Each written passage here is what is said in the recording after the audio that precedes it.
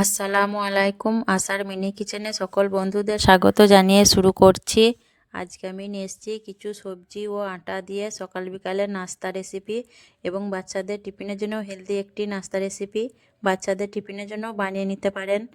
নাস্তা রেসিপি পছন্দ হলে আমার চ্যানেলটি সাবস্ক্রাইব করে আমার পাশে থাকবেন। চলুন রেসিপিটি দেখে নেওয়া যাক। নাস্তা বানানোর জন্য আমি এখানে 1 কাপ আটা নিয়েছি। এখানে কিন্তু ময়দাও দিতে পারেন। আর দিয়ে দিচ্ছি পরিমাণ মতো নুন আর 1 চামচ সাদা তেল ময়ানের জন্য। হাত দিয়ে আমি ময়ানটা খুব ভালোভাবে মেখে নেব। ময়ানটা ভালোভাবে মাখলে নাস্তাটা খুবই খাস্তা হবে এবং মুচমুচে হবে।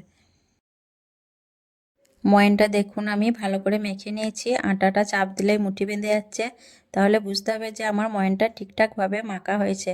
তো ময়ান মাখা হয়ে গেছে। এখন আমি অল্প অল্প করে পানি দিয়ে আটাটা একটা ডো তৈরি করে নেব। দেখুন আমি অল্প অল্প করে পানি দিয়ে ডোটা বানিয়ে নিচ্ছি। পানিটা কিন্তু একবারে দিলে হবে না, তাহলে ডোটা ঠিকঠাকভাবে তৈরি হবে না।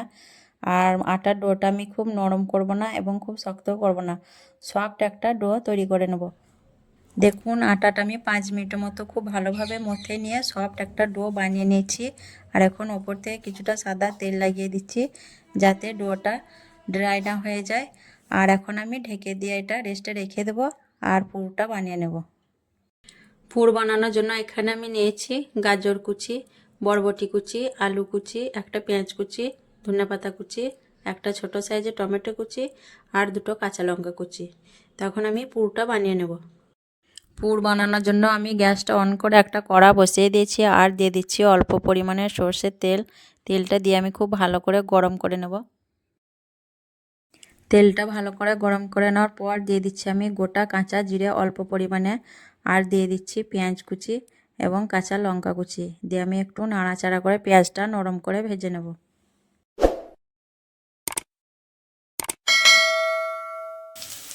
পেঁয়াজটা একটু নাড়াচাড়া করে নেওয়ার পর আমি দিয়ে দিচ্ছি এখন বরবটি কুচি। আবারও আমি নাড়াচাড়া করে নেব একবার। বরবটিটা কিছুক্ষণ ভেজে নেওয়ার পর আমি দিয়ে দিচ্ছি আলু কুচি আর গাজর কুচি।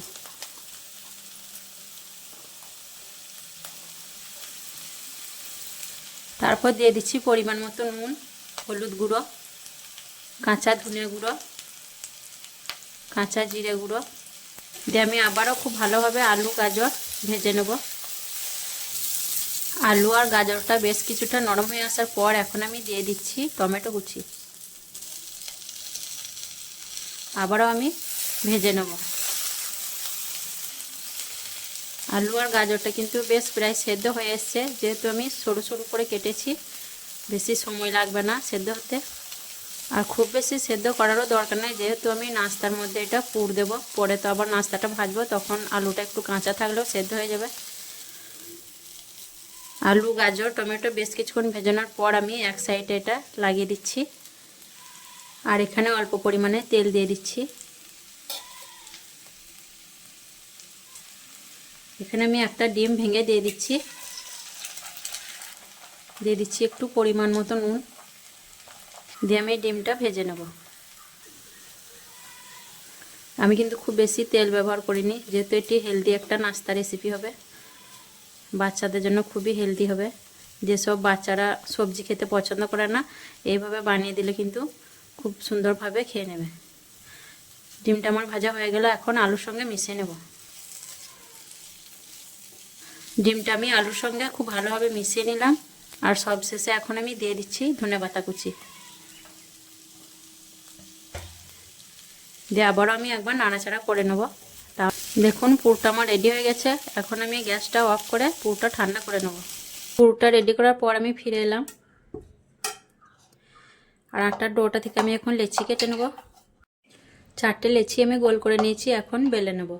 এখান থেকে আমি একটা লেচি এখন নিয়ে নিচ্ছি আর বাকিগুলো ঢেকে রেখে দিচ্ছি। কিছুটা আটা আমি দিয়ে দিলাম।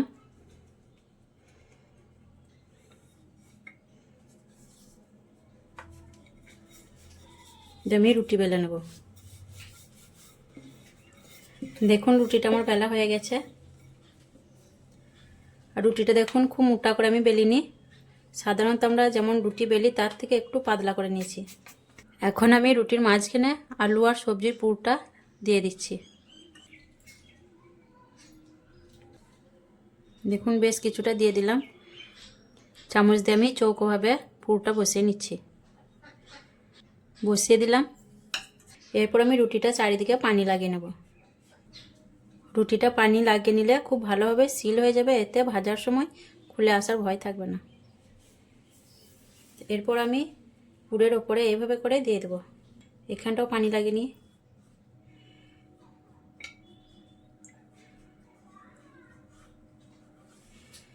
এরপর আমি এই পিঠটা দিয়ে দিচ্ছি। আবার আমি এই দিকটা পানি লাগিয়ে নেব।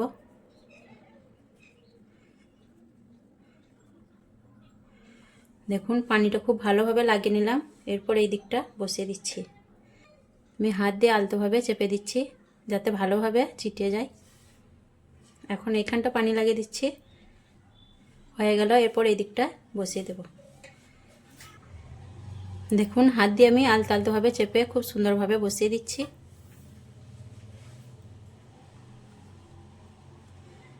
এইভাবে করে বেলুন দিয়ে খুব আলতোভাবে বেলে নেব। খুব চাপ দেব না, তাহলে কিন্তু ফেটে বেরিয়ে যাবে। হালকা করে আমি বেলে নিচ্ছি। এই দিকটা একবার দিয়ে দেব।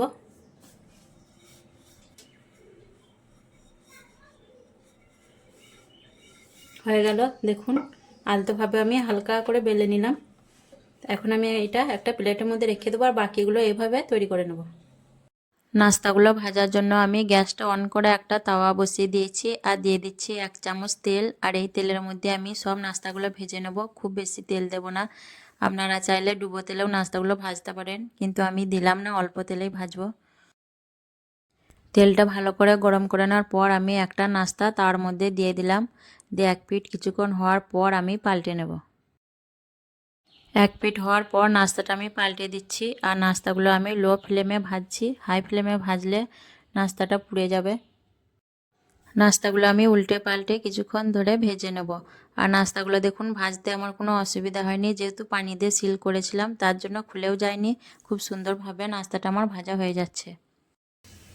নাস্তাটা আমার খুব সুন্দরভাবে ভাজা হয়ে গেছে। এখন আমি তেল থেকে তুলে নিচ্ছি। আর নাস্তাটা দেখেই বুঝতে পারছেন কতটা খাস্তা ও মুচমুচে হয়েছে। তো বাকি নাস্তাগুলো আমি এইভাবেই ভেজে নেব। নাস্তা রেসিপি কেমন লেগেছে অবশ্যই কমেন্টে জানাবেন। আর ভালো লাগলে আমার চ্যানেলটি সাবস্ক্রাইব করে আমার পাশে থাকবেন। সকলে ভালো থাকবেন, সুস্থ থাকবেন। আসবো আবারও অন্য কোনো রেসিপি নিয়ে। আল্লাহ হাফেজ।